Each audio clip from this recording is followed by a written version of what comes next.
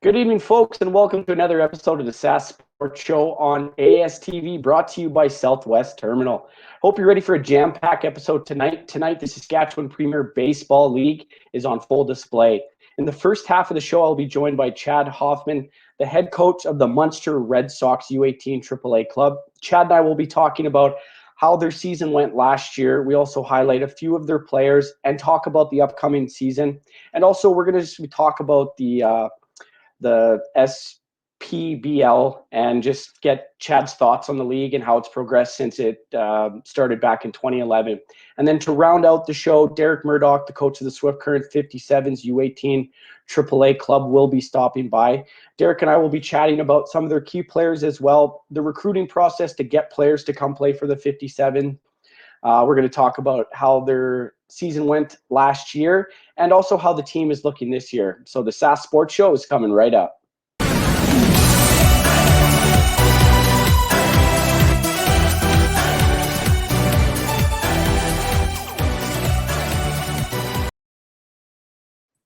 And here's the guest of honor, Chad Hofmann. How are you doing tonight? I'm doing well. Yourself? Oh, not too bad. I appreciate you jumping on the show with me tonight, talk some baseball. Yeah, no problem. So to start out of the gate, Chad, obviously, like I said, you are the coach of the Red Sox. And how long have you been the head coach and a part of the club? This is going to be our 7th year upcoming that we entered the AAA division. So I've been the head coach for 6 years, and this upcoming year I'm actually the assistant coach. So I guess 7 years total. Our program has been going in Muenster. Well, and then what's your kind of background with baseball to lead you into coaching the Red Sox? I guess just all my life I played baseball, from a young age, and once I got into university, I knew I wanted to coach at some level of baseball. And actually, when I finished university and started teaching, I was asked to coach our midget team in Muenster. So I was pretty young. When I started, I coached 2 years with the midget team then. And then once my son started playing at age 4, I coached his group all the way through. And he's been done for a few years now in midget. So I just continued to coach that. So I guess I've been coaching for a total of 17 years, that group or the group here, and then 2 years prior. So 19 years total. And you played college down in the States, right? No, I did not. I didn't play. My son did, but no, I was a slow-footed, slow-throwing left-hander that I was not near good enough to play. Well, you said university, and I didn't know if you got a scholarship. My mistake. No, I went to the University of Saskatchewan. Oh. Well, at least you stayed around home. That's not a bad thing. Yeah, exactly. No, it was good. So when you're coaching, what would you say your coaching style is? Are you more of an offensive kind of coach, or are you on the defensive side, or kind of a little bit of a both? You know what? I think every team dictates what kind of coach you are. Obviously, when they're young and when you start coaching with the younger age groups, it's totally different. But when you get to the 18U category, you have to play to your strengths kind of. And the first few years when we had when we started up 6 or 7 years ago, our strength was definitely pitching. So defensively, we were pretty good as well. So our pitching and defense was good.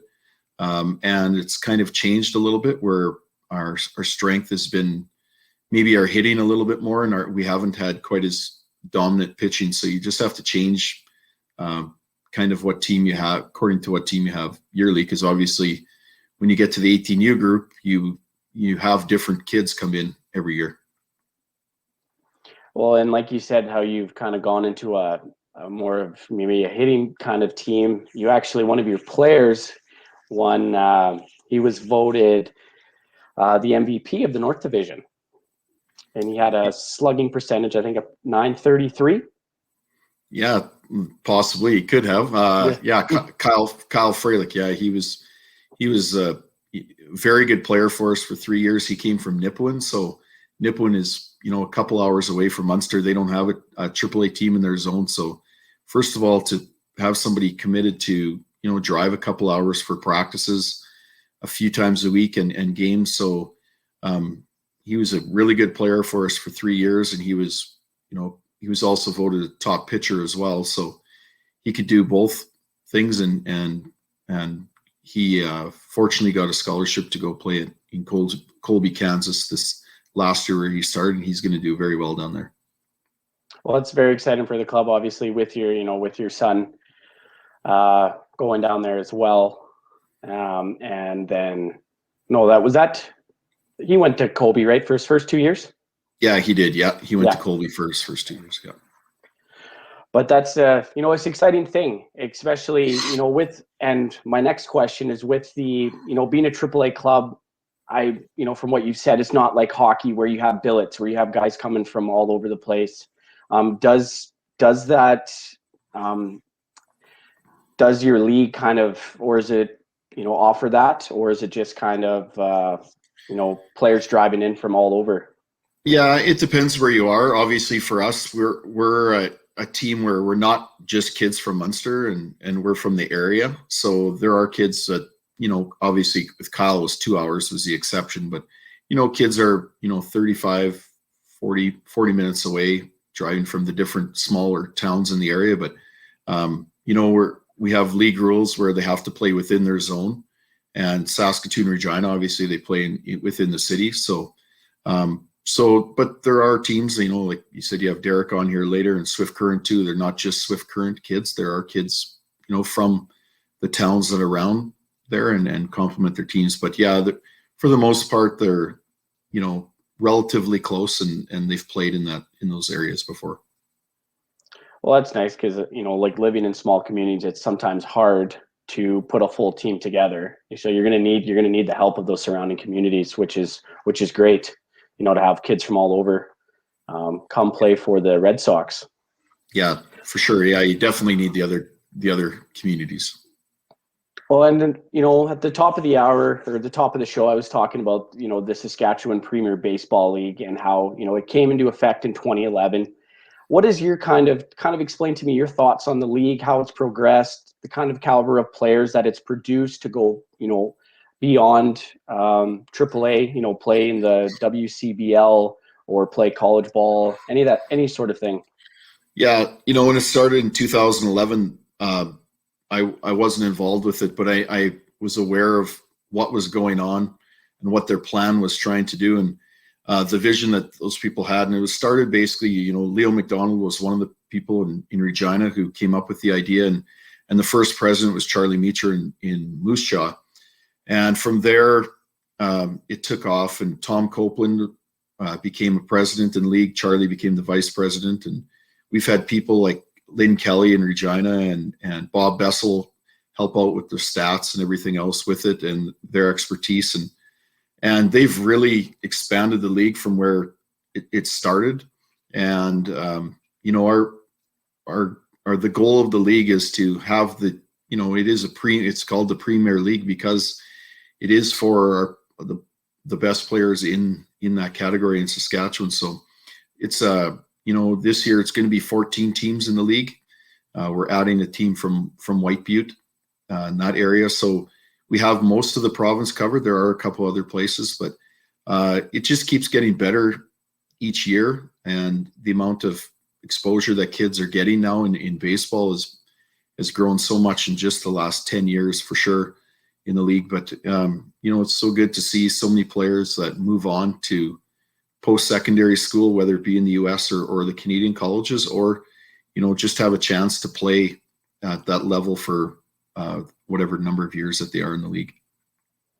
And would you say that the caliber of baseball players, kind of like hockey players, it's going up and up, where you're getting, for instance, like your son, you even get drafted to the MLB. There's just more and more of that happening where because of this league? Yeah, for sure. I like the amount of, facilities, first of all, in Saskatchewan that we have for dedicated for baseball has grown so much in the last number of years. I mean, Saskatoon at the Gordie Howe Center in Saskatoon is that's the nicest facility there is in Canada, indoor facility. So, and there's a group of coaches that run a Going Yard Academy that do a really good job. So players, especially from Saskatoon, have benefited a lot from that. Regina has really nice facilities. There's a number of different organizations down there that have got things going with their indoor facilities, and you see them popping up all over the province. So our kids are getting, more chance for reps, and obviously in our long winters, and the coaching has gotten that much better. And we have a lot of good baseball people in our province who are doing a lot of good things for our kids. Well, that's very exciting, having that opportunity for these kids to grow in the game of baseball, and having this Premier League as well is, obviously this will be its 11th year, or 10th year, I mean, sorry. So that's really exciting, and like adding another team, so it just keeps growing and growing. That's awesome. Yeah. So we're going to briefly talk about, last season. How was it, and how important was it for these players to at least play? Like your team, you guys got in 18 games last year, and kind of tell me about what was it like playing in a pandemic. Yeah, it was definitely different, and I hope this upcoming season we don't have to do that. But we got a late start. Usually with our team, we start in March. Usually in indoor, we start with ours. I know other teams go earlier, and obviously with the pandemic, we couldn't do that. So there were some days where weeks would go by, and I think this is never going to happen.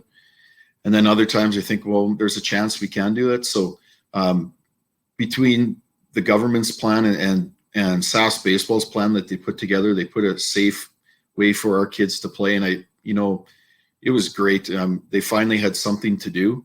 And, the league, yes, did start late. We didn't have a full schedule like previous years, but it was just so good for kids to be able to do something. And really, once we started, it was just baseball out there. There was, once they were out there and doing things, sometimes you almost forgot you were in a pandemic. There was different, cleaning procedures and rules and stuff like that, but it wasn't nothing major, and the kids did a great job with it, despite the fact that, it was a shorter season and everything else that went with it. And like you said, and especially you probably have some athletes as well that play hockey and then they jump over and play baseball. So I imagine because some of their hockey seasons probably got cut short, having that baseball to play in the spring and summer was probably very helpful for them, instead of staying at home and doing nothing for the whole summer, not playing any sports. Yeah, definitely. The way it's gone, that's for some kids, that's almost the last time they've actually played any type of sport. So, in our school division, we were lucky enough to start with some sports, and then unfortunately that got shut down, and obviously the hockey in our province as well. So some kids have barely played any games, some didn't play at all, still waiting to get going. So yeah, the last competitive activity or team thing they've done has been last August. So it's, it was so important for kids to be able to do something. Like I said, hopefully things continue to improve like they have been lately in the province. And if our, vaccination program actually starts moving a lot quicker than what or they're saying it's going to, hopefully we can have just a regular season, or very close to a regular season. Well, let's hope that, come springtime, all summer sports can get back. I've had people on here. I've had, softball Saskatchewan. I've had lacrosse Saskatchewan, and it's the same thing. They just want to play, and they want to let these kids play, especially because this is now starting to affect their mental health in a way that not being able to play sports. Yeah, I see it with my job as a teacher, and kids need to be active, and kids need to do something, and they need to be involved in sports. And there's so many good things with sports that go with it. And I mean, I've seen it. Like I said, it's my 20th year of teaching, and you've seen I've never seen the mental stress like I have with kids. And a lot of it has to do with they just simply can't do anything. So I really hope we get back out there. Well, it's tough to see kids not playing sports and seeing this affect their mental health. But, it's everybody's favorite time of the show. It's commercial time here on the Sask Sports Show. So when we come back, we're going to be highlighting some key players on the Red Sox roster, as well as talking about their last season as well. So stay tuned.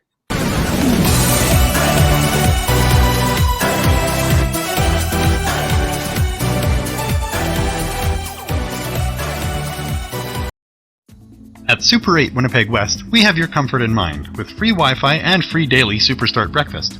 We also have guest laundry facilities, a state-of-the-art fitness center, and a jetted hot tub.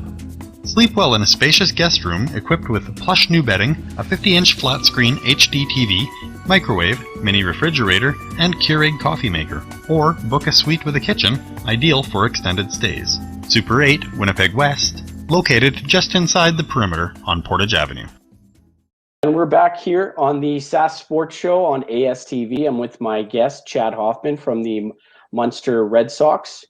And before the break, we were starting to get into kind of knowing Chad and about the Red Sox and talking about the SPBL.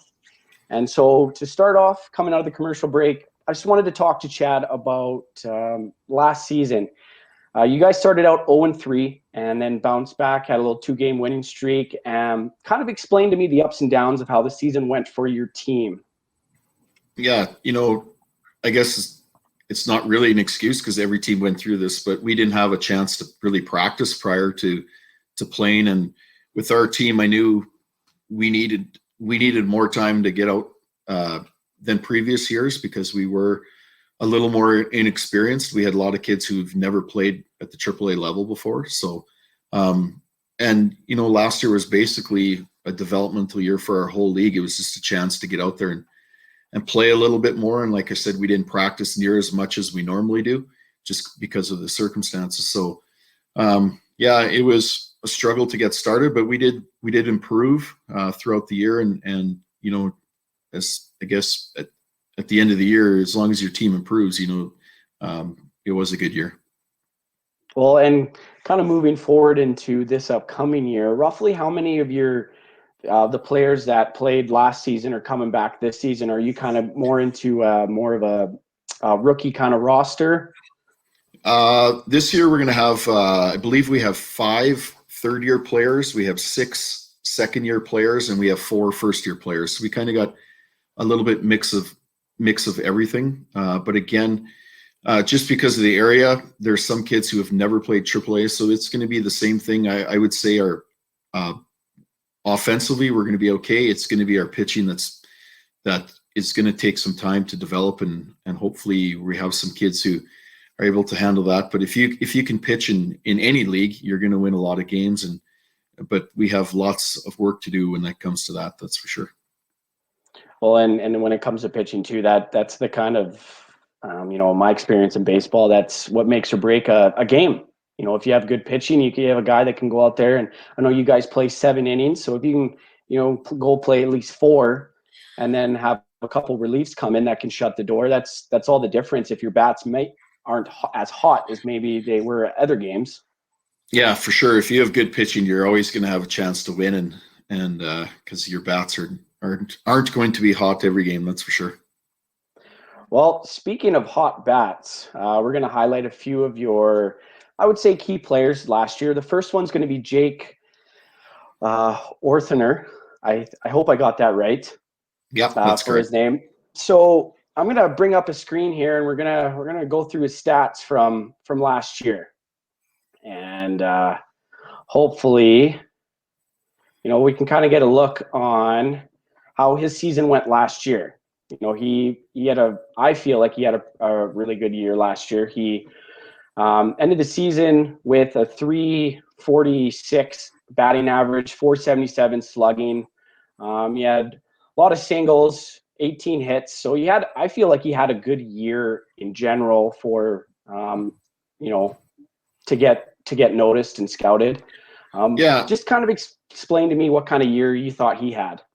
Yeah, Jake, that was his second year with us, so this will be his third year coming up. And Jake is from Southie, and he goes to Martin Academy in Regina, baseball academy there. So there's another player who travels a long ways to play with us.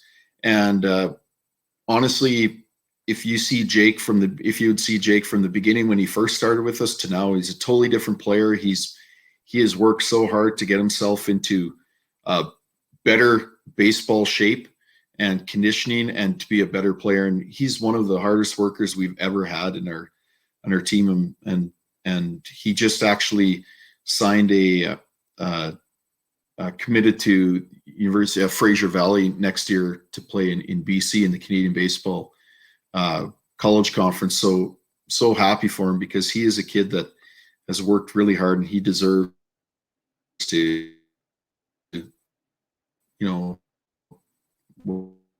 whatever. Sorry, I guess you were breaking up there, Chad. But Okay. He seemed like he came in clutch for the team as well. He had 18 ribbies. He like you said,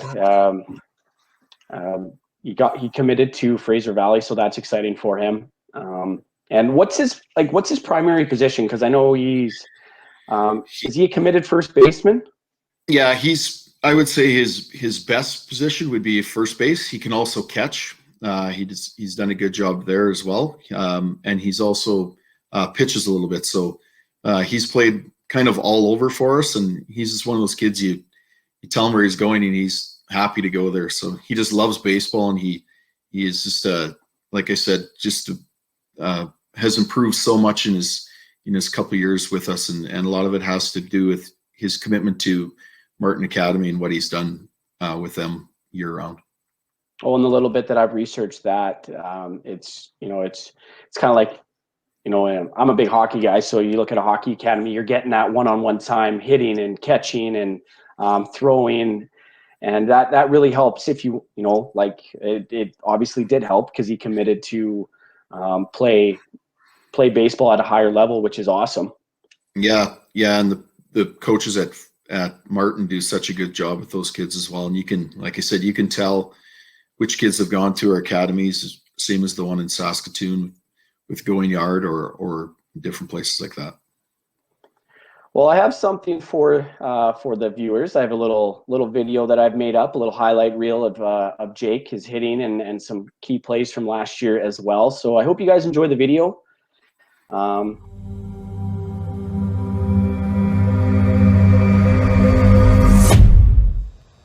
Hey Coach, my name is Jake Orthner from Regina, Saskatchewan, class of 2021. I play first, third, and catcher. Thanks for watching my prospect video.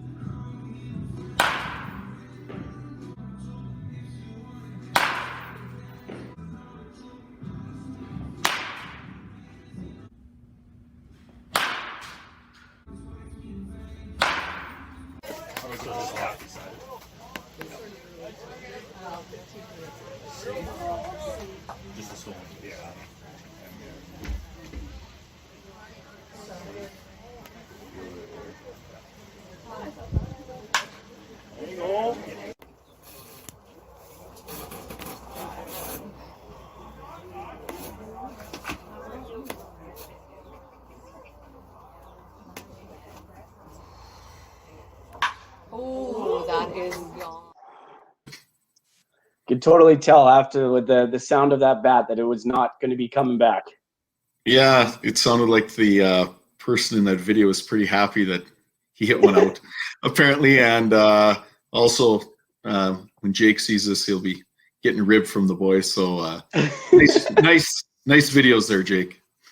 Oh, thank you. Yeah, no, I figured it'd be nice for everyone that didn't know him that that they can see the kind of player that he is, and even watching him in that batting practice, like just the contact and the sound of bat to ball. I feel like he's going to be a very good player for Fraser Valley there.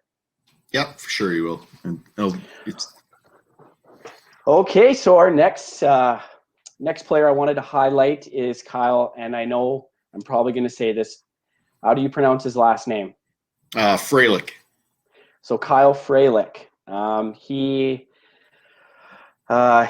is one of your, let me see here. He is a pitcher and a shortstop. So he kind of plays both sides. And I just wanted you to give me some insight on kind of what kind of player he is. And I know we talked about before him committing to a college, which is awesome. Yeah. Kyle, he's actually finished with us. That was his third year with us last year.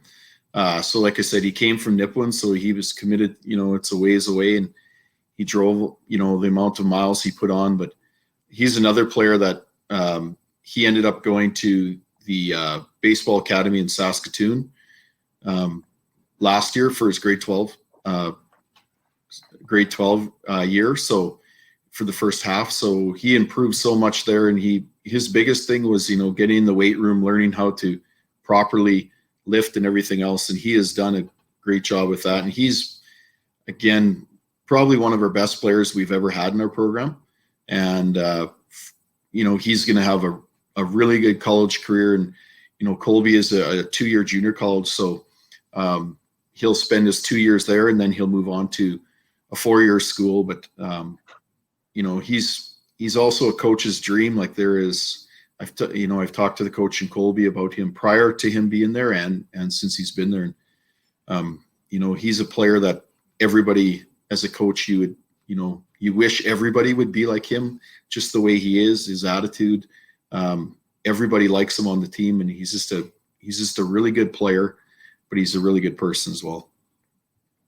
Well, and I got the stats up here, and he ended the season with a .444 batting average, which is pretty good, and then that one that it gets me is that .933 slugging percentage as well. And I think, like I said before, he won the MVP of the North Division, and he was also named Pitcher of the Year. So those are some exciting statistics for him, bringing home some hardware. Yeah, for sure, and he deserved that, definitely. And he had four dingers as well out of the Parkers. So that's, I imagine for a young kid, that's pretty exciting to hit a home run, especially with your family in the crowd and whatnot. Yeah, for sure. Muenster, our park is the smallest park in the league, so that's why I always bugged him. That's why he won that. But he did hit home runs in other parks as well. And at batting practice, when we have batting practice, there's a few times he hits the ball, and it goes a long way. So. And he's going to have a few home runs where he is in college, that's for sure. And with Colby being, a 2-year program and them recruiting him, what do you and the coaches do to help these kids move on to the next level with making recruiting videos and whatnot? Yeah, basically with Jake that you was shown before there, and their coaches and teachers at Martin help them out with that stuff. When they ask me, I do help them, I give them a few ideas, but generally they, the kids research themselves what to do, but it's just so important now to show video to coaches. And, when they show video, they don't want, a 15-minute video sent to them. They want a few swings, they want a few throws or whatever they're doing. And you send that with them, and then their contact information, obviously. But coaches are, they get a lot of videos sent to them or emails sent to them, and they don't have time to sit there and, watch a 15-minute video. So they just want to watch something quick, and then they'll make contact with the coaches. And the coach in Colby, they've had a pipeline with Saskatchewan players. So he has a connection with Greg Bronze, who's our high performance coach in Saskatchewan. So, he'll contact him, or he might contact, his 18U coaches as well. So, but it's just important for kids to, make themselves accessible, put out some videos, and that's what gets the coach's attention. Well, I imagine he's very excited to be going to the small town of Kansas to play a couple of years of baseball. Yeah, it's a good place to play, and it's a good place for kids to begin their career. Well, it's everybody's, favorite time of the show. This is how we get paid here at the Sask Sports Show, is for commercials. So we're going to take a short break, and then we're going to come back with one last player, very special player that I feel like Chad knows very well. So you're just going to have to wait a moment and find out who that is.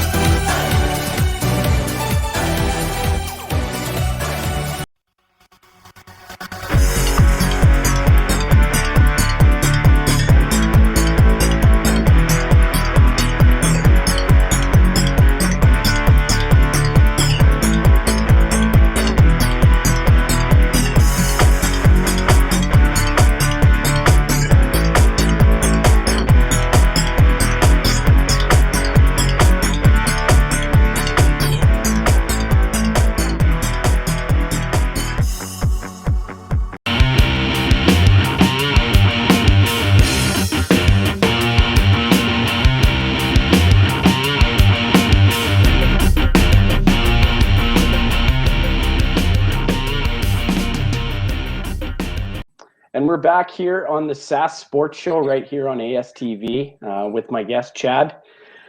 And I've been leading up to this moment for a while here. Our last player that we're going to spotlight is actually Chad's son, Logan Hoffman. He is the highest drafted player from Saskatchewan and from the Saskatchewan Premier Baseball League. He was drafted in the 5th round to the Pittsburgh Pirates. So right off the bat, I just want to ask, what was that feeling like, for him being waited to be drafted? For him, it was pretty stressful prior, especially this year with COVID. He talked to a number of different teams prior to the draft and had to go through some Zoom meetings and all that other stuff, and filling out questionnaires and all that other stuff. So it's stressful, but it's also exciting because obviously not many people get that opportunity to do that. And, that's been his goal, especially for the last couple of years. So to go through the process is pretty exciting as a parent, but obviously for him, it was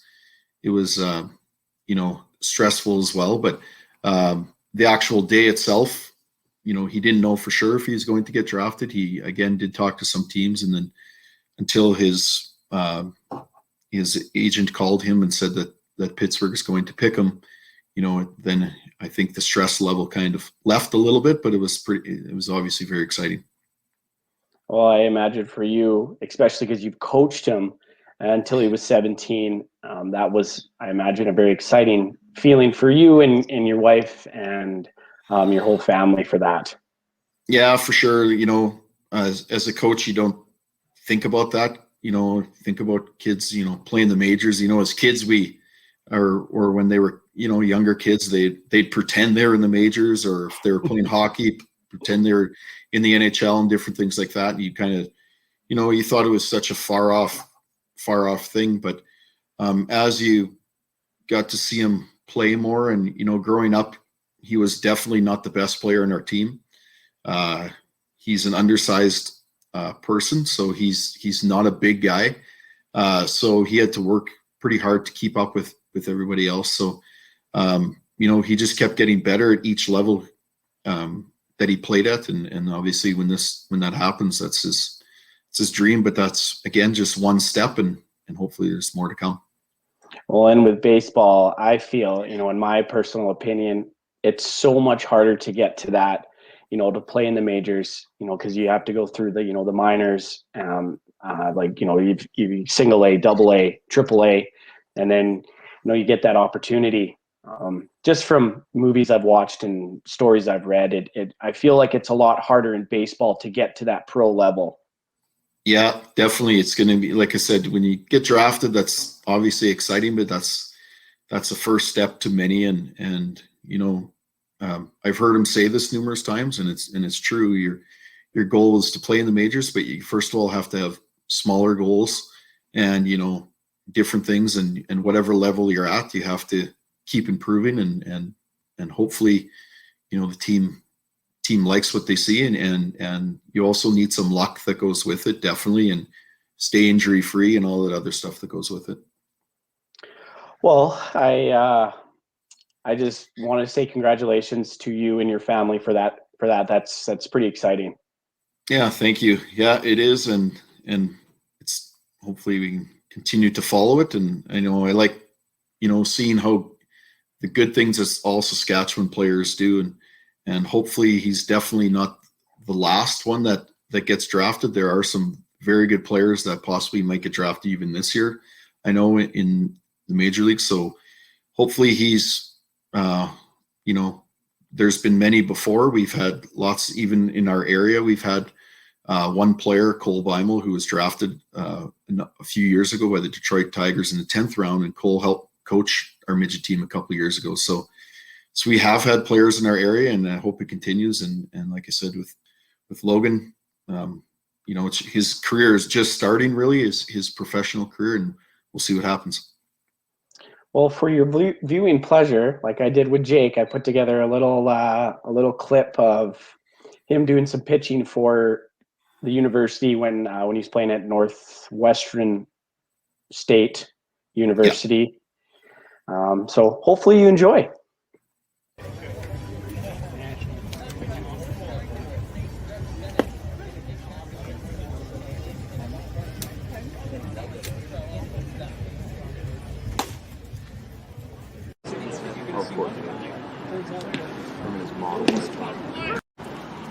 Then we were missing 2 of that brigade. But anyway, so far the definitely ones are steroids.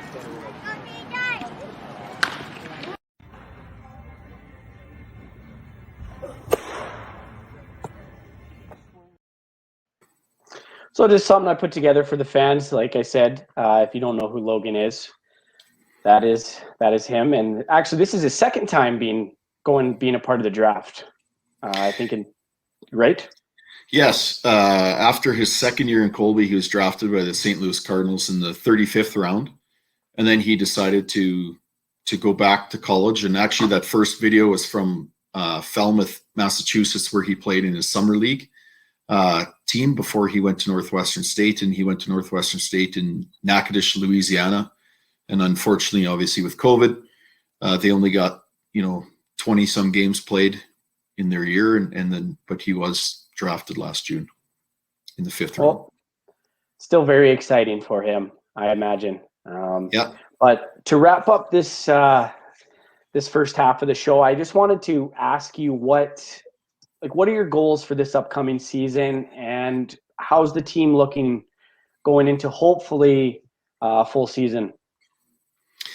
Well, I guess first of all, hopefully we get a chance to play, and like I said, I'm thinking, I think we will, but I hope we get to play first of all, and do it safely and have a regular season.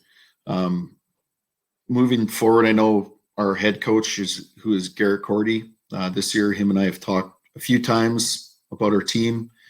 We started practicing on the last weekend, but we know we're going to be, I mentioned before, we have some kids who haven't played AAA yet, so it's going to be learning for a lot of them. But as the year progresses, hopefully we improve, and our key players have to be our best players, because we don't have the talent like some Saskatoon and Regina overall, but we have some really good athletes on our team, and we have some really good players that want to get better, and if you see improvement, that's our goal. Well, I wish you and the Red Sox good luck this season. Hopefully, like you said, you actually get to be able to play at all, and if so, hopefully a full season, so you can get more than 18 games in. Yeah, for sure. And whenever we do start, it's weather dependent too. And last year, that's the one good thing about, I guess, maybe starting later. We never played in May, which traditionally, obviously, the weather isn't great, but we had phenomenal summer as far as weather goes, and our league went a little bit longer into August, and so that makes it so much better as well. Well, Chad, I appreciate you jumping on the show with me, and And like I said, good luck to you and the Red Sox this season. Good. Thank you for having me. Thanks a lot. So that concludes the first half of the Sask Sports Show here on ASTV. We will, coming up right after the commercial break, we are going to welcome our second guest, Derek Murdoch, from the Swift Current 57. So stay tuned.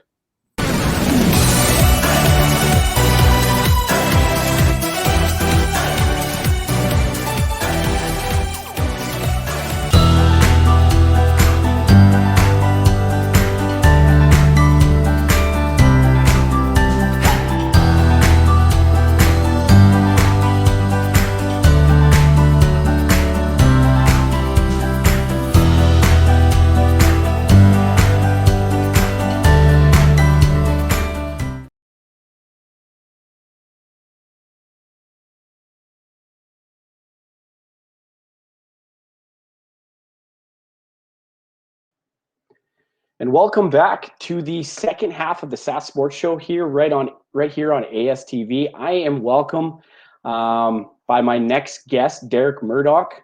He is the head coach of the Swift Current 57s of the U18 AAA from the Premier Baseball League. So, Derek, how you doing tonight? And thanks for being on the show. I'm good, JD. Thanks for having me. It's exciting to talk baseball, especially with this U18 league that's. This will be its 10th season, so that's also very exciting. Yeah, and you know what? Obviously, with the way the weather's been and some of the COVID stuff, I think everybody's kind of itching to get going with some stuff outside.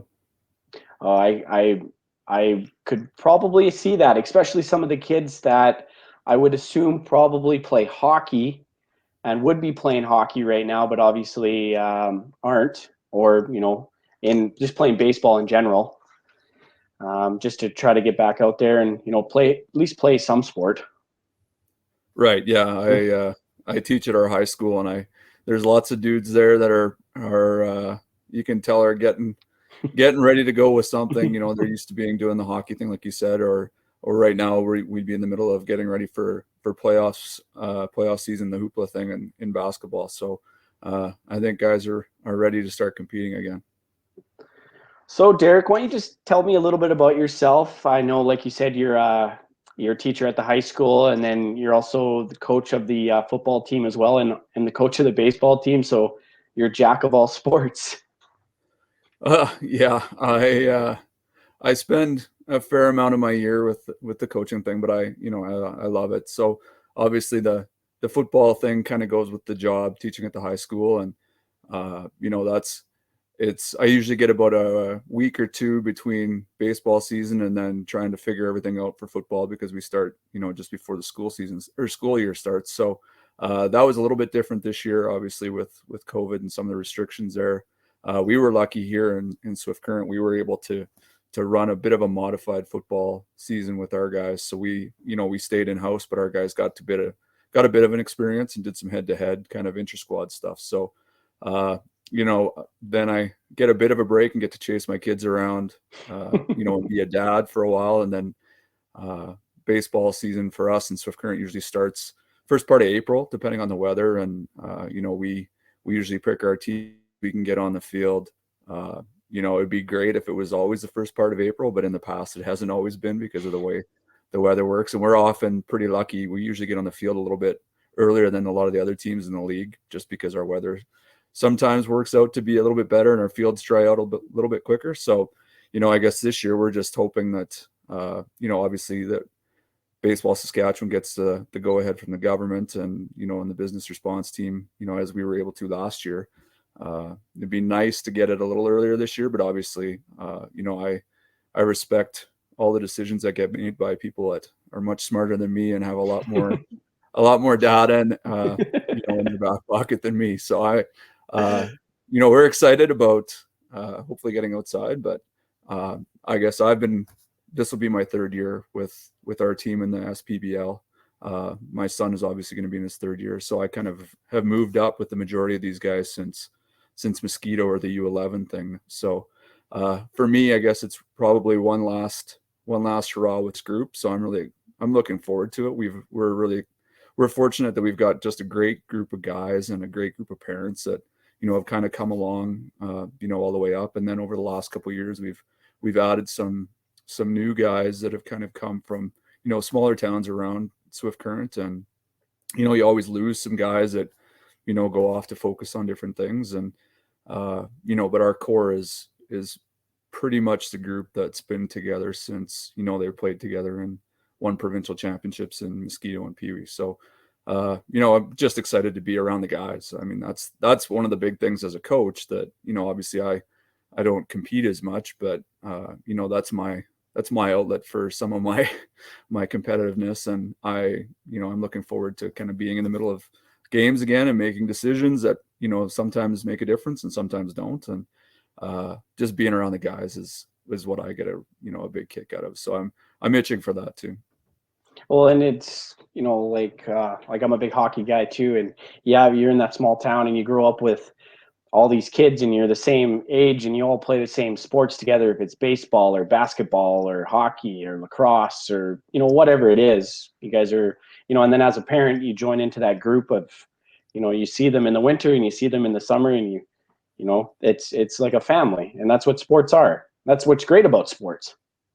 Yeah. And like I said, we've been blessed. We're so fortunate to have, number one, good people. And that goes for the players and then obviously their parents and, they're a product of their families. And we're fortunate that, we in Swift Current, we have great facilities. So we've always had, our boys have had great fields to play on all the way up from, Mosquito. We've got, as good a diamonds as anybody right up to now. Obviously with the U18 guys playing the majority of our games on Mitchell Field.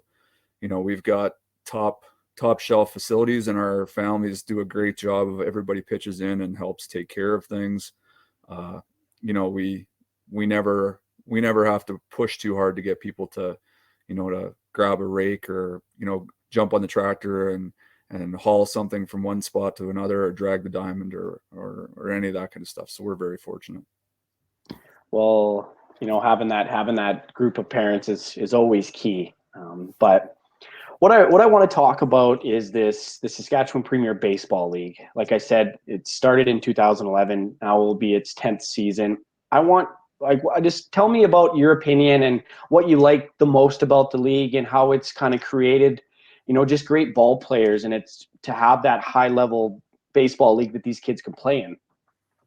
Well, it's an exciting thing. I guess last year the experience was a little bit different just because we were kind of contained each, division north and south. So, the first year that we were in the league two summers ago was really kind of cool because, we went up and played in Lloyd and, you see some cities, you don't see other places. And, we were looking forward to kind of flipping that last year, but obviously we had to stick to the south. But, you get to do some traveling and I guess we're in a unique situation geographically in Swift Current where our guys are used to playing. Since our boys have been in Mosquito, we play 4 games every weekend. So it's we'd have weekends where we just schedule that we know we're going on the road and we're going to play somewhere Saturday for 2. And then we're staying in a hotel and playing somewhere Sunday. Oftentimes maybe it's Regina for 2 on Saturday and we get up and play another 2 in Regina and come home the Sunday. So the travel part, isn't new for our guys when they get to that level, but it's different when they're older and they kind of get a kick out of piling into the van and you have to put your headphones in because you get to listen to some different conversations that you don't always want to hear, especially as a teacher and a dad. But it's fun to be around the guys that way. But last year was a different experience just because we stuck to the south and we got to see all the guys in the south more or less. We had the COVID thing in last spring that kind of messed up our schedule a little bit, but you get to play on great facilities, playing in Regina and playing on, Curry Field and at Optimist. And the year before that, you get to go to Saskatoon and you're playing at Cairns and, with some of the facility upgrades that they're doing there around Gordie Howe, it just looks better every day. And you see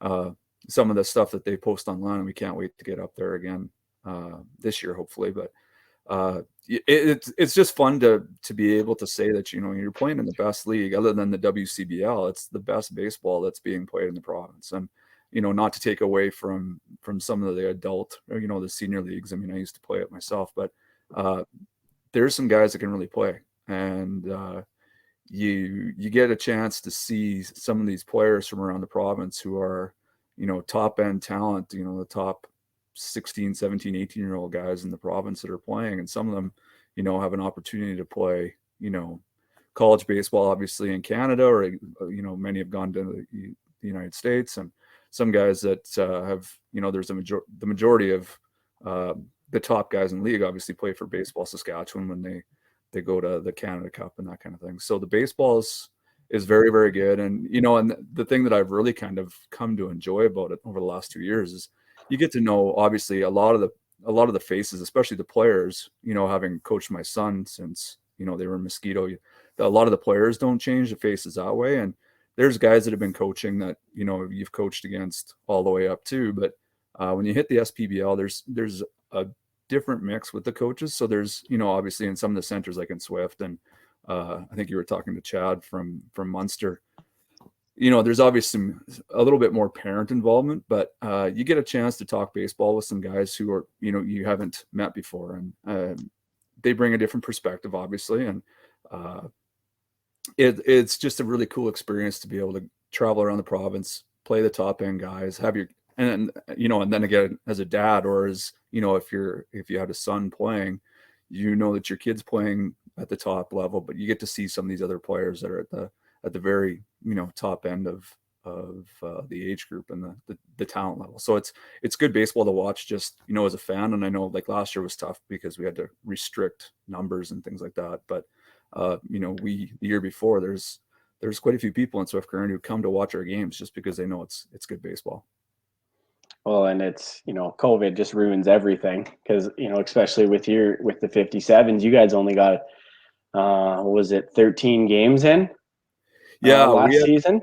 It was a bit tough. We, everybody got a late start, and we were super thankful to get going when we were able to, obviously appreciating that everything had been shut down, and it was a slow start, and completely understand why. And we got going. We played 2 games. We went on the road for our first 2, and we played the Parkland guys in Yorkton on a Sunday. And that week basically was, I think it was the Wednesday or Thursday. Might have been the Thursday. Big announcement came out that there was a high number of cases concentrated kind of around Swift Current. And obviously it was the communal living. The majority of the cases were on Hutterite colonies, but we made the decision right away when the government officials came out with the press conference, whatever that first day was, it was a Wednesday or Thursday, that night of practice, we kind of talked as a group of coaches and our manager, and we just said, you know what, we better just kind of take this weekend off and see what's going on. And yeah, it was tough. We were doing everything right. Our players were great in terms of following the protocols at the field. We were really tight about sanitizing and being tight with that stuff because we knew it was important. And the message was sent pretty loud and clear from Baseball Saskatchewan, and then with Rob Gardner and then Chad again, who's part of the executive with the league, is that we have to be really good about this stuff if we want to be able to play. So, we were doing everything right, but obviously there was a lot of cases in the Southwest at that time that were in and around the city. And so we decided to kind of err on the side of caution for that first weekend. And when we kind of felt like it was maybe going to be okay for us to move on, it wasn't necessarily just our decision. So we had, I think it was about 7 games in a row that just, were postponed or I guess we called it postponed to start with, but with the idea that we would try and make them up. But we obviously knew that we had a tight schedule in terms of the timeline. So we were going to see how it went. So we were able to get going. We got one in again before the August long weekend. So we had played 3 games when everybody else had played 10 or 12 for sure. And I was actually just looking at it before I came online, and I knew that it was a grind at the end, but we played our last 10 games of the 13 in 11 days, the last 11 days of the schedule. So, gosh. Yeah, it was wild, but thankfully, like I had said earlier, our guys were used to playing doubleheaders, 2 days in a row, but it was doubleheader Saturday, doubleheader Sunday, and then we were playing Tuesday night. And we don't have a big roster, and we had, I think, 12 guys this year if everybody was there. And we're fortunate that we kind of get by, pitching by committee, and we don't necessarily have one guy that's an ace. We've got 2 or 3 guys kind of at the top end, but everybody can kind of throw. So we were throwing everybody. So we battled, and it actually came down to the last night of the season for us. We were in Moose Jaw, and if we would have won that game, our winning percentage would have got us into a playoff spot. But and then we would have had to turn around and play again in a couple of days, so it would have been tough. But we were, when it comes down to it, it was tough, and the guys were worn out. You could kind of feel it a little bit towards the end of it, especially that last night. But at this point, I think now, especially, for sure, if you talk to the guys about it, I think they would look back on it, and I know I do, is like, thank goodness we got to play some games. And we talked about it at the time. It's, we're just fortunate to be doing anything right now. And, now after, a lot of the guys play hockey. Well, they haven't got to really play hockey. And, the guys that play volleyball and basketball missed out on that, and the football guys. And so I think our guys this year will go into it, and they were great. They had good perspective last year, but obviously they're teenagers, and they're wired to play, and, and their parents were ready to go and wondering why we couldn't go. And I get that too. So, whatever we get this year, it will be better than nothing. And I hope that it's more than we had last year. And hopefully, like I said, we get an earlier start, but, I know as a coach, I'm willing to play by with whatever rules the government gives us, and then whatever we get from Baseball Saskatchewan. Well, let's just hope that these kids can play ball this year, and like you said, at least they got to play 13 games. They could have played none. They could have just said, no, we're not going to play games. And our guys were good with that. And like I said, it's easy now to look back on it and say, well, we could have done this, we could have done. I mean, like you said, we were happy to do what we got, and going forward, it's we'll try and plan like it's going to be a normal summer or spring. Season, I guess I should say, but who knows if we'll get to start on time. And obviously there's a lot of light at the end of the tunnel with talk about, trends of cases coming down and vaccines and things like that. But whatever we end up getting, it'll still come down to us being smart about how to do things and following the rules. And that's one of the things that we're going to need from everybody, is just to kind of play by the rules. And you hear the phrase, we're all in this together, so much. And that was one of the things I think that was tough for our group last year, is that we were trying to do everything right. And there was, a lot of cases around us where, it was out of our control, but it definitely impacted our kids. So, we just, not just we, Swift Current, but everybody in the province who wants baseball to happen is going to rely on everybody, whether they're connected to baseball or not, to be, continuing to follow the guidelines that are put out there by the government. Well, let's just hope everybody can, so we can just go back to playing sports when they're supposed to happen. But that's going to lead us into our first commercial break of this second half of the show. This is everyone's favorite part of the show. It's commercial time here on the Sask Sports Show. So when we come back, we are going to talk, before we kind of get into the highlighted players and look back at last season, we're going to talk about the Swift Current 57's Western Canadian Baseball League team that plays out of Swift Current. And I'll just get a little bit more insight on that and how important that is for these young kids to look up to these guys. So we'll be right back.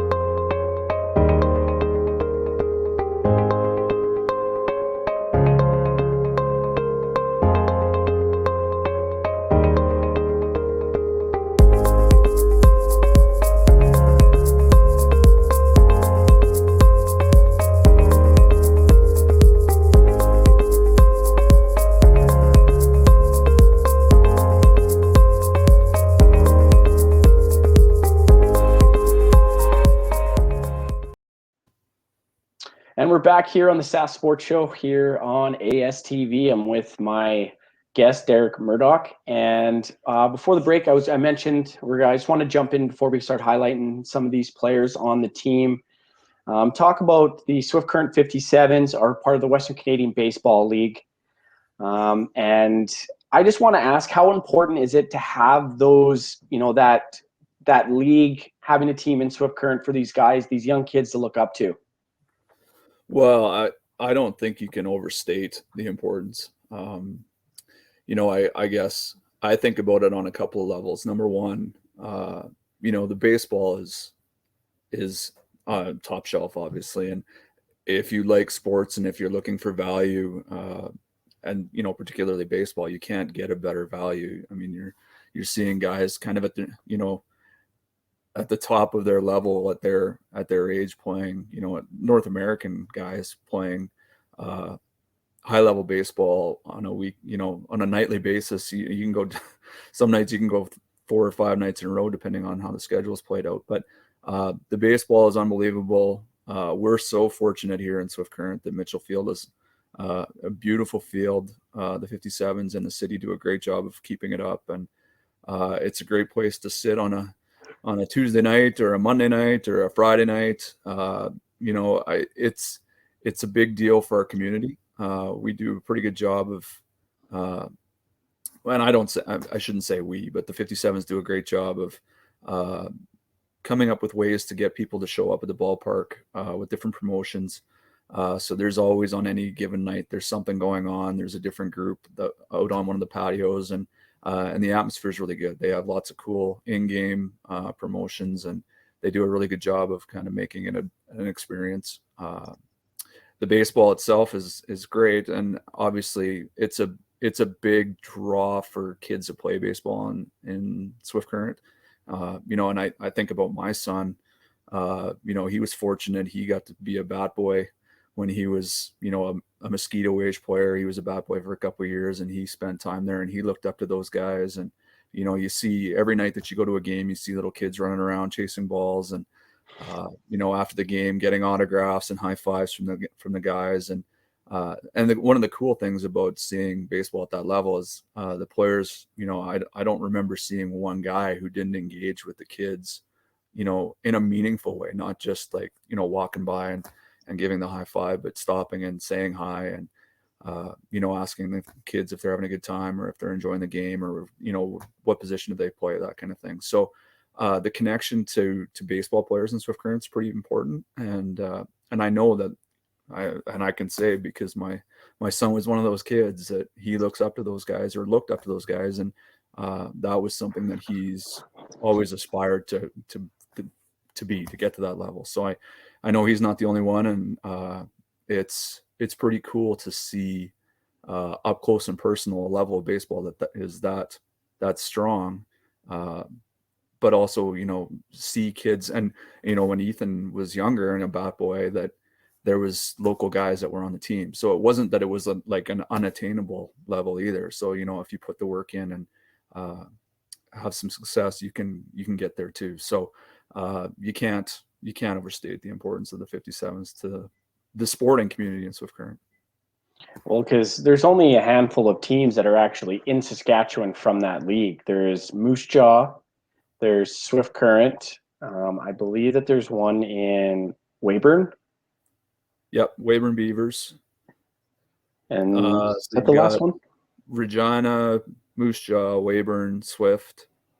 Yorkton, Melville I think are on a leave for this year coming up. So they had some issues with attendance and things like that, and the financial side of it. So, and and Swift Current, we've got to work hard. We've got to, it's an expensive league, I think. And I'm not on the board or anything like that, but I've got friends that are involved, and I know it's not easy, and they have to work their tails off to make sure that people are at the game and to make sure that, they get the sponsorship and our local community is great. I mean, you show up at the ballpark and you see the signs in the outfield, and they sponsor the promotions and things like that. So it's a lot of work by the board and the people involved with 57s, and our community supports them, as fans and spectators, but our business community as well really does a good job of keeping the 57s going. Well, and just like you said, having a high level sport being played all through the summer, spring and summertime is exciting for people to get out, just like watching the Broncos or watching the Legionnaires during hockey season. There's, just an added bonus for fans, for something to do. And, like you said, on a Tuesday night. Yeah. I mean, you can't beat it. And I mean, we've got lots of cool things going on in Swift Current, but there isn't always something on a Tuesday or Wednesday night that to get you off your couch. But 57s baseball is that thing. Well, speaking of the 57s, we're going to talk about your 57s team. I know it was confusing when I was trying to take you guys on Facebook. I was like, nope, it's the wrong 57s. So it was, but like I said, you guys ended the season 5-8. You only got to play 13 games throughout the whole season, but at least like we talked about earlier, you got to play some games. So I just wanted you to explain, the highs and lows of the season from last season.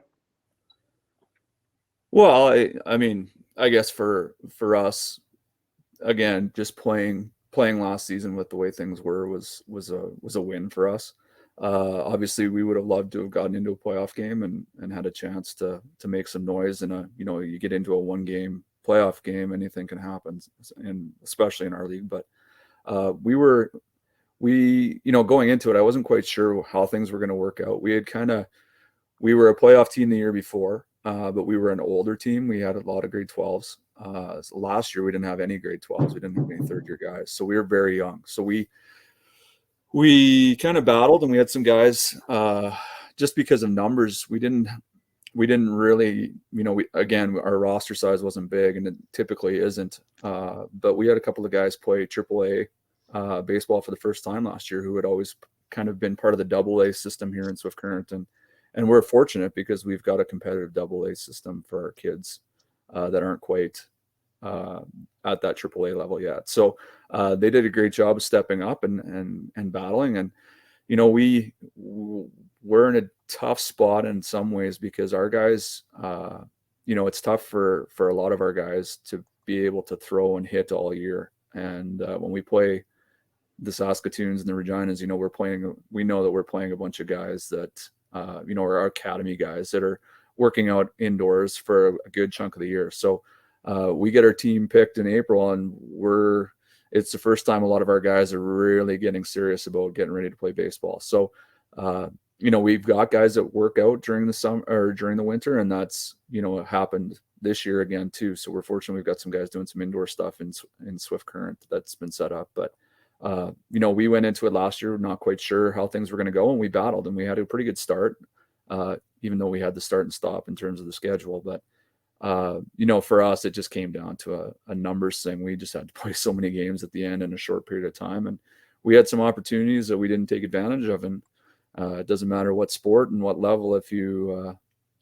don't score when you have a chance, and you have a chance to get out of innings and you make a mistake and you give up an error, and those things turn into runs and you lose ball games that way. So it was a really good learning experience for us last year. And, we're in a fortunate spot. We could have everybody back. So I haven't talked to every single guy, but I would presume that most of the guys will be back, and, we'll have some guys that move up from our Bantam program. And it should be interesting to see what happens. Well, and like you said, you had a lot of first year players last year, but the added thing to that is that now these are guys that have been in the league for a year, understand how it's played, and now they're going to hopefully come out full blast, and there won't be that I guess that, I don't know, what do you want to call it, that learning curve. That's what I was going for. Right. And I think for us too, it was a good opportunity for our young guys to to see that, yes, it's the Saskatchewan Premier Baseball League, and you're playing against some top end guys, some guys who obviously can throw it, and some guys that can hit it pretty hard. But our guys, they stuck their nose in there and they battled, and they got a taste of some success, individually, and we had some success as a group. And like I said, our guys all battle together, and I think that's one thing that our group has probably been consistently known for, growing up through the ages is, our guys battle hard and they play hard, but we do things the right way. And our guys have had success, but last year was a big learning experience for our group. Well, just I put the schedule up on the screen there, and like like what you were saying, from August 8th, you've played 1, 2, your last 10 games from the 8th until the 18th. Like, that's just insane. It was a lot of time with the boys, and the interesting thing about it is it makes it, it's a definitely a, I guess grind gets overused, but it's a battle, not just mentally, but we didn't get a chance to really do a lot of practicing. So when we did get a night off, we had to let the guys kind of relax and get away from it. But when we did practice, we had to be fairly careful about how much throwing the guys did. And we were pretty careful with bullpens on off nights and things like that, just to try and make sure that we were able to preserve pitching for each game that we were going into. Well, and that's just for any sport. If it's hockey, baseball, basketball, playing the rest of your games in 10 days, like that's just insane. Well, yeah, and you know what? It does go to show though that our guys were so hungry for any kind of opportunity to play that the guys never complained, and the parents were great and got us everywhere we needed to get to, and guys were able to get out of work and make all that stuff. And we were fortunate that we were working with other teams in the league that were being flexible with us too, because with the postponements that we had, trying to squeeze games in with the stuff that we had already had set up, and then the deadline at the end of, or I guess the middle of August, whatever it was. The other teams that we worked with were really great about kind of, we can make it work that night, or we can come, and we really appreciated that from the other teams too. Well, it's exciting. It's exciting to hear. At least you guys got to get out and play. It's good to know how you thought the season went last year. But before we kind of get into highlighting the players for the last little bit of the show, we're going to take a quick commercial break here on the Sask Sports Show, because that's how we get paid. So, we all need money, so that's something we need. So we're going to take a quick commercial break, and then when we come back, we're going to highlight 2 of the Swift Current 57s, as well as talk to Derek about goals for the upcoming season and how their team is looking. So stay tuned.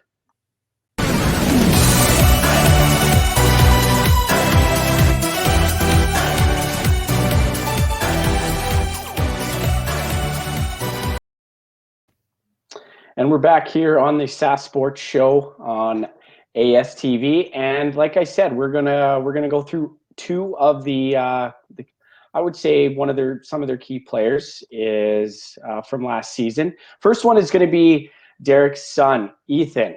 Obviously, Derek knows much about his game, but I'm going to just put up his stats from last season on the board. Ended the season with a .457 batting average, .620 on base percentage, .743 slugging. He had he hit home run, had 50 plate appearances, 35 at bats, had a triple thrown in there, 8 ribbies. So he looked like he was second on the team with RBI. So I would imagine a pretty good season for him. What's your kind of opinion on? I know he's your son, and you're kind of there. I wouldn't say favoritism, but you're prone to, probably he's gonna be watching this, so it's prone to saying good things. But how would you describe Ethan as a player?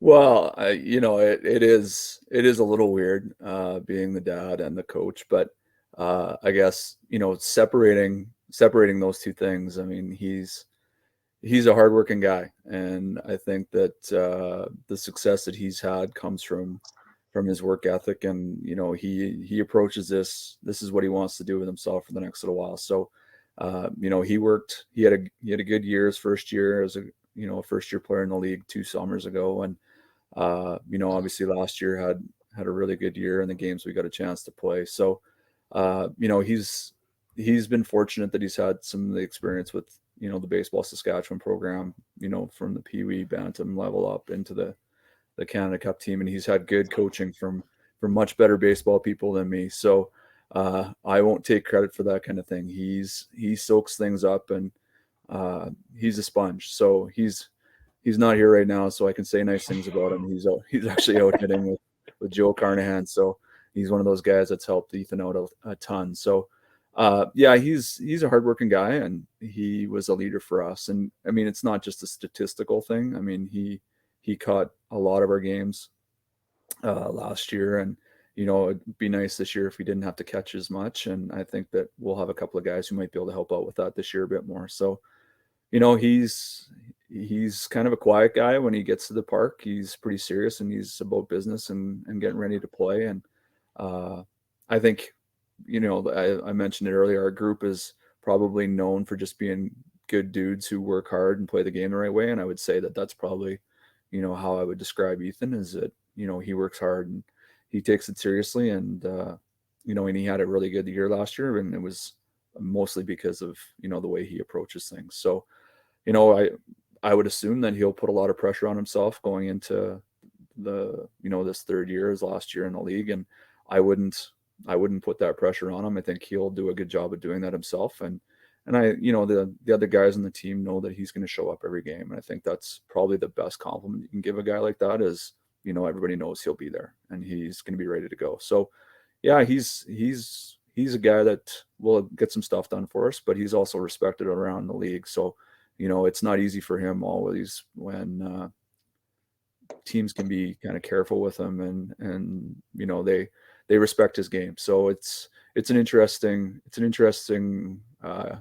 experience being his dad and watching it all play out. Well, and like I said, it's kind of hard, me bringing that up because he is your son, but he did lead the team in a batting average. So he was one of those key players for the team last year that I wanted to shed some light on. Like he said, he's been a catcher for about 10 years.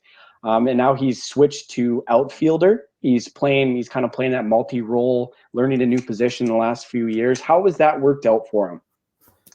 Well, it's been a good experience for him. He he didn't really do much of it until his first year in midget. Did it a bit with us. Like I said, we had a couple of older guys, a couple of grade 12s who'd like to catch, and so that worked out well. And then Ethan got a chance with Coach Bronze with Team Saskatchewan to play in the outfield a bit. So he got some coaching there, and I think he enjoys it. It's different, obviously.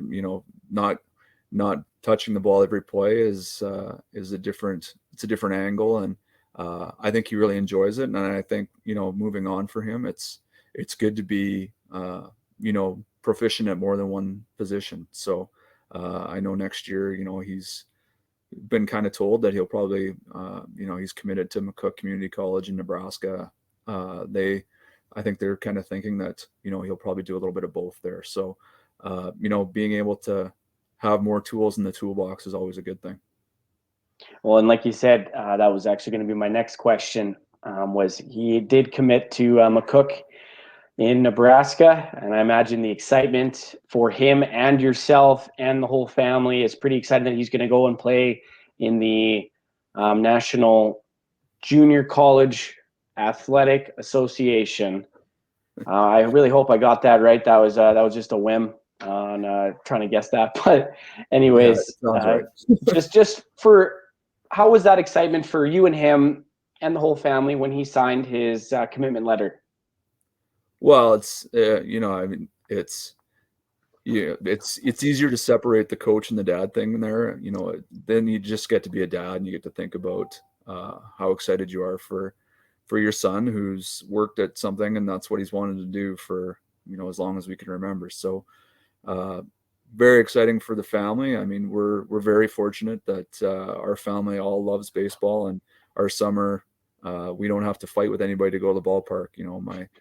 Ethan's mom loves the game, and he's got an older sister and a younger sister, and actually a 4-year-old little brother who love it. And that's our summer is traveling around for baseball. So we enjoy it as a family, and we celebrated his his signing as a family. It was a pretty big deal. So it's exciting. It was an interesting process, and you learn lots, and he had lots of conversations with different people, and the COVID thing didn't make it any easier. Obviously it was, he played less games, obviously. And, he missed last summer some opportunities with Baseball Saskatchewan, bigger tournaments like, the Canada Cup and things like that. But he just kept working. And, that's why, makes us so proud of him, is that he just kept battling. And we got some good video of, some of his at-bats towards the end of the year. And, he had a good video that we sent to a lot of schools, and he had some conversations, and, and McCook seemed like it was the right fit for him. So he's really excited. And now we're just kind of taking care of some of the details to make sure that, he can get across the border in August and all that good stuff with paperwork. Well, I wish him good luck. And I know you spoke about a video, and speaking of a video, I have a little video presentation. If a lot of you aren't familiar with who Ethan Murdoch and what his game looks like. So I really hope you guys enjoy the video that I have kind of put together. Well, actually didn't really put together. It's his recruitment video that I was able to find. So I hope you guys enjoy it.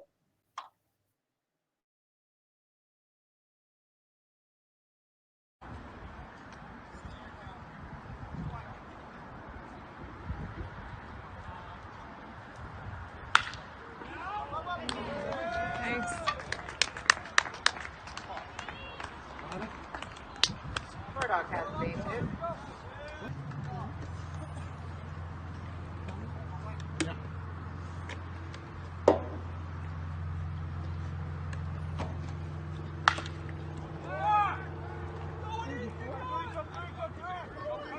Johnny, good job.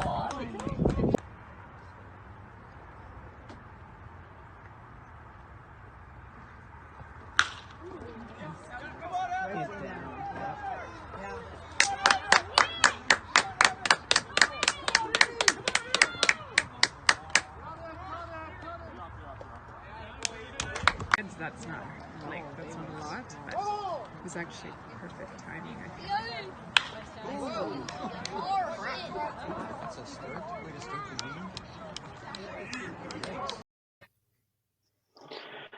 That was just a little taste of Ethan's batting and or his capability, his baseball capabilities, and I know some of those you can just tell by the sound of the bat on the ball that it was going far.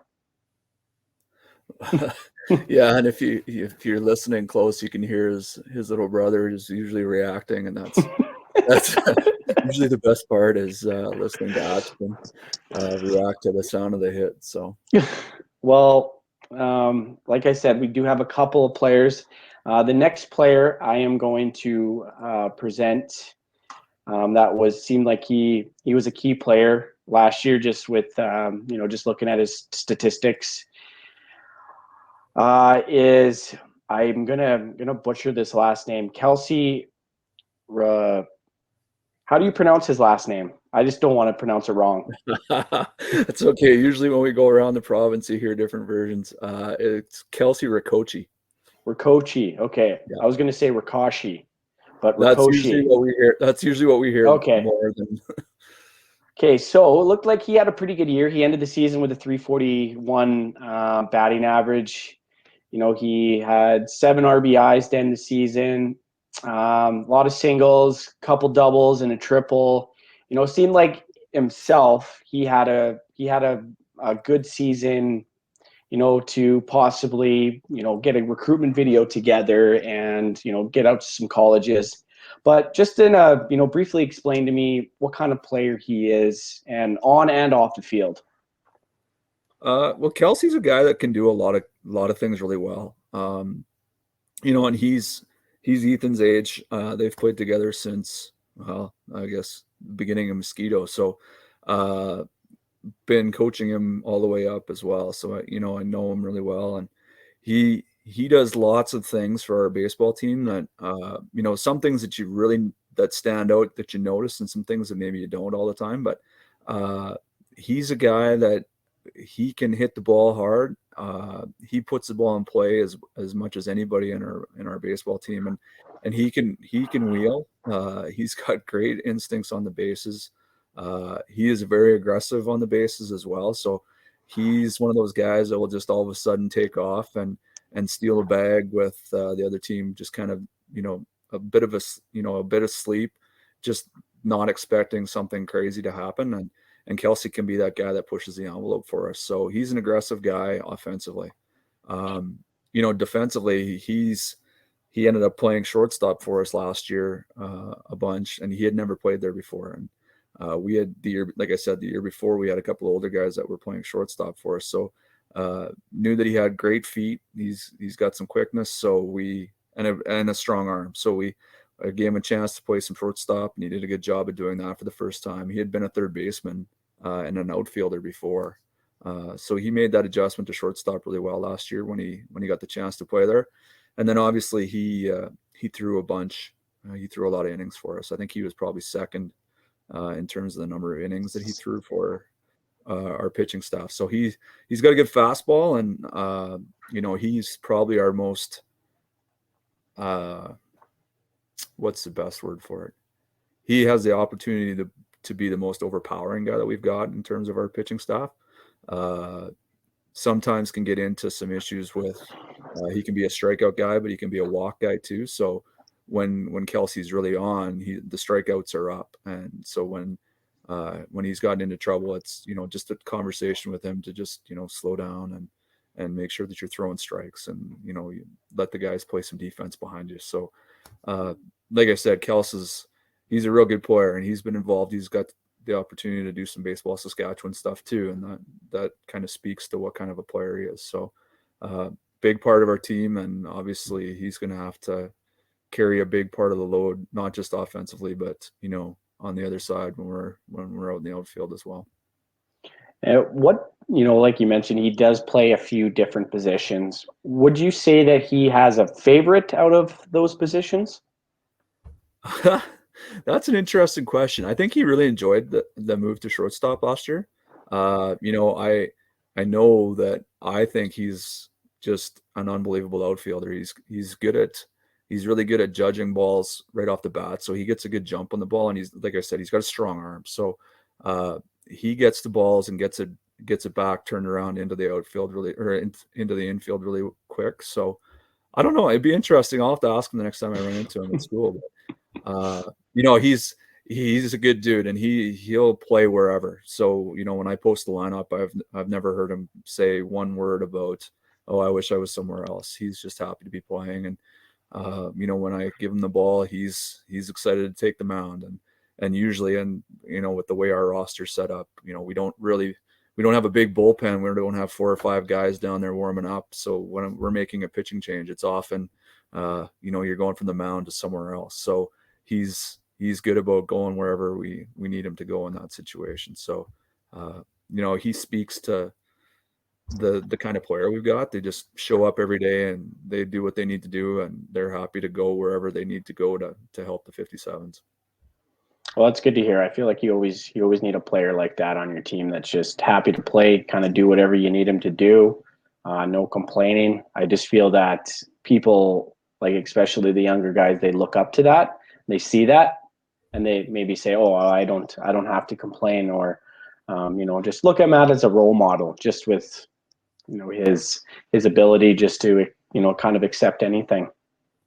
Yeah, and we're fortunate. Our guys that are going to be third-year guys this year are they're really good with the younger players. And like I said, I mean, the guys that are going to be second-year players this year, the grade 11s that we've got, for the majority that they've all played together every other year growing up. But this will be, this year will be kind of interesting for our guys because they get to play with grade 10s this year that they've never played with. So I know that our grade 12 guys like Ethan and Kelsey and some of those other guys, they're going to be really good, good mentors to those guys. And not that, there's a whole bunch of take a guy aside and have a conversation about things, but just, they treat everybody like, we don't have a cliquey group.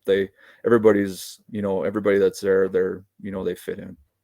Well, it's good to hear. And I noticed that he's not committed to any universities quite yet, but has he had any talks with any colleges, sent his videos out to any universities or colleges in Canada or the States, or any colleges showing interest? You know what? I don't know that for sure. I'm not sure what Kelsey's thinking for next year. He's a guy that would have talent to, if he wanted to pursue that, if he pushed it, I'm sure he could probably get to that level. So I haven't, it's been weird this year at school. I usually see all these guys every day, and with the way things are at our high school, I don't run into the guys as often as I usually would. And I haven't seen his parents around town, obviously, because we're not getting out and about as much, but not sure what Kelsey's plans are for next year. Okay. And to finish off the second half of the show here, I'm just wanting, just how's your team looking for this upcoming season, and what are your goals for the 57s this year? Well, I would like to think that we would be a playoff team. I guess if we go back to, if things get to be more, whatever normal looks like, but if we get back to more of a situation where the playoffs, the top 8 teams in our league go to a playoff. In the past, that playoff is the provincial championship, the 18U AAA provincial championship. So we were there 2 years ago. Obviously, this past year we missed. It was just going to be a southern playoff and a northern playoff, and then the two winning teams played a championship game. But if we get to have a regular or something close to a regular season, I would like for us to try and get into that top 4 spot. Obviously, that's going to be everybody's goal. Like I said, we didn't lose any grade 12 players last year. So, the majority of our guys are going to be a year bigger and stronger and, that much more experience. But it's a tough league. There's no doubt. And, and I think that sounds like White Butte is going to be in our league this year. So that's another team in the South that makes it tougher. And, nothing is easy, and no one's going to hand us any ball games because we show up and work hard. So we'll have to battle. And, like I said, it's a little tougher for us because our team, we don't have our team selected officially yet until, we can get out and do our evaluation process in April, where I know, the Saskatoon and Regina guys, they have their teams drafted and picked, and they work together through the, some of the winter months inside, and they have practices where we're a little bit behind the 8 ball that way. So we have to rely on our guys doing some of the indoor stuff in town here, and we'll have to come together quickly. But that's the way our guys have been all the way growing up. So, I presume that we'll be a competitive team, and we're gonna show up and battle every night, and it won't be easy for us, but we don't have that monster, arm on the mound that some of the other teams might have, 1 or 2 guys that, you would consider to be an ace. But we've got some guys that can grind it out, and we've got a lot of guys that can throw innings if we need them to, and battle. And, we're going to stick together as a group, and that's what we've done all the time. Our kids, they all get together, and they'll all pull on the same rope, to pull out that old cliche. And they know that we're going to have to stick together and battle. And, and I guess at the end of the day, you talk about the SPBL as like this premier league, and it is. And, but it, now the perspective of someone who's, not coached as much, and, watching guys who haven't competed in different sports, to be honest, if we get out there and we get to play our 18, or, I know they're talking about a regular 30 game schedule. If we get our 30 games, that's a win. That's a big deal, in the year 2021, is to let our guys get out and compete and have some fun. That's, at the end of the day, that's why we're doing this, is, you want to win, and you want your guys to have an opportunity to develop and give some guys a chance to go play some baseball somewhere. But, our kids in the summer of 2021 will really just benefit from being able to go out and compete and have some fun. Well, and just play some sports, and like you said, compete, and just get out there with their friends again, and get the families back together if that's allowed. I know some of the junior hockey, they're not allowing fans to come back. Obviously, the NHL, NBA is kind of letting fans come back, but just with things in Saskatchewan, getting that family group that sports teams usually are with parents, just get her back in action, get the traveling team back, I guess, if you want to call them that. Yeah. So, well, Derek, I wish you and your team Good luck this season. Hopefully you guys do get out to play and get to play your full 30-game schedule. And like you said, hopefully, that goal, your goal of making the playoffs, hopefully that comes true for you. And I just wanted to say, I appreciate you coming on the show, and thank you for hopping on here tonight.